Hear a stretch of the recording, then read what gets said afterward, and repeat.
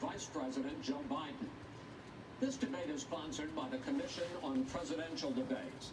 The commission has designed the format, 6 roughly 15-minute segments with 2-minute answers from each candidate to the first question, then open discussion for the rest of each segment. Both campaigns have agreed to these rules. For the record, I decided the topics and the questions in each topic. I can assure you, none of the questions has been shared with the commission or the two candidates. This debate is being conducted under health and safety protocols designed by the Cleveland Clinic, which is serving as the health security advisor to the commission for all 4 debates. As a precaution, both campaigns have agreed the candidates will not shake hands at the beginning of tonight's debate.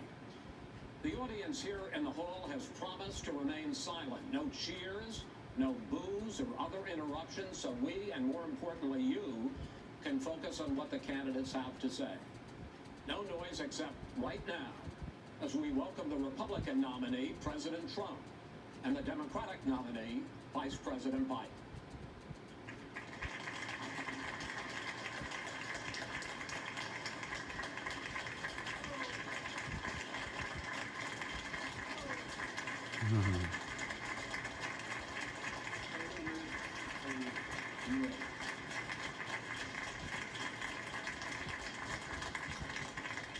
Gentlemen, a lot of people have been waiting for this night, so let's get going. Our first subject is the Supreme Court. President Trump, you nominated Amy Coney Barrett over the weekend to succeed the late Ruth Bader Ginsburg on the court. You say the Constitution is clear about your obligation and the Senate's to consider a nominee to the court.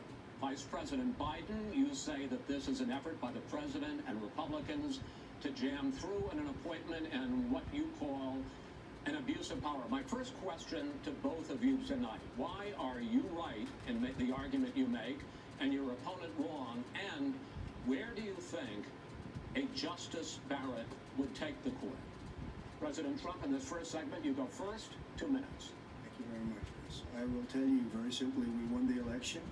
Elections have consequences. We have the Senate, we have the White House, and we have a phenomenal nominee, respected by all, top academic, good in every way. In fact, some of her biggest endorsers are very liberal people from Notre Dame and other places. So I think she's going to be fantastic. We have plenty of time, even if we did it after the election itself. I have a lot of time after the election, as you know. So I think that she will be outstanding. She's going to be as good as anybody that has served on that court. We really feel that. We have a professor at Notre Dame, highly respected by all, said she's the single greatest student he's ever had. He's been a professor for a long time at a great school.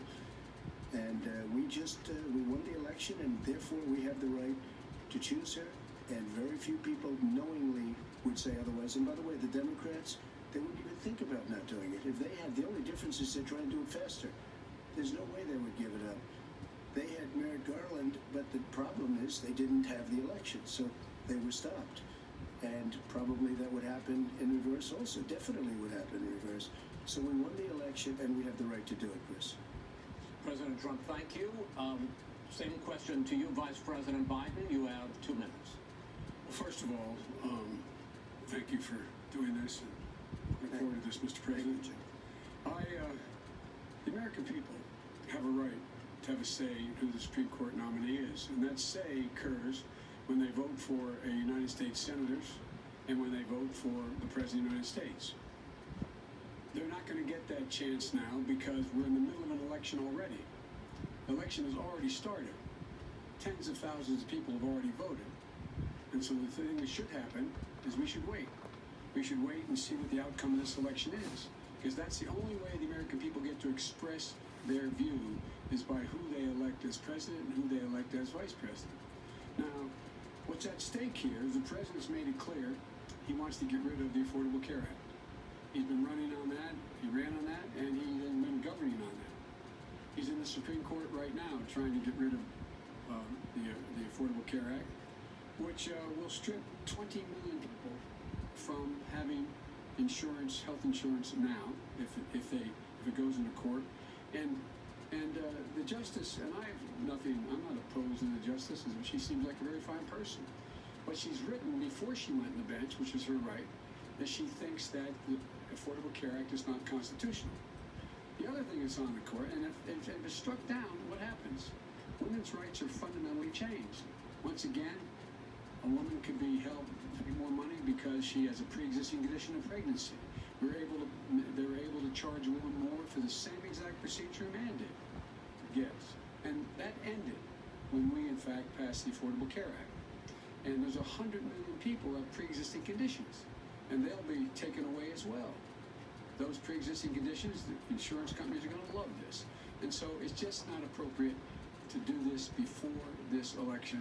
If he wins the election and the Senate is Democrat or Republican, then he goes forward. If not, we should wait until February. All right. There aren't 100 million people with pre-existing conditions. As far as the say is concerned, the people already had their say. Okay, Justice Ginsburg said very powerfully, very strongly, at some point, 10 years ago or so, she said a president and the Senate is elected for a period of time, but a president's elected for 4 years. We're not elected for 3 years. I'm not elected for 3 years. So we have the Senate, we have a president. It's elected to the next. During that period of time, we have an opening. I'm not elected for 3 years. I'm elected